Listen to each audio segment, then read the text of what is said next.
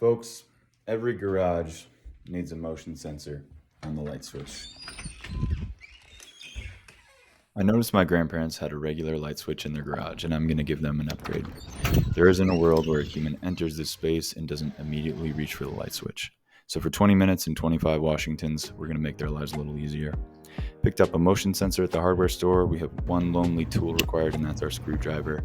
We'll switch the breaker off for the garage power and start taking out the old switch. We'll pull this guy out so we can access and remove the existing wires. Check your instructions for proper wiring based on what you find in your wall. My first guess on the wiring config is almost always wrong, so before putting everything back in the wall, turn the breaker back on to make sure you're actually getting power to the switch. Here is my final wiring setup. We'll pop the wiring and new switch back in place, program the sensor settings, and throw the wall plate back on. And we're done. Now we're cooking with gas. Your future self will thank you.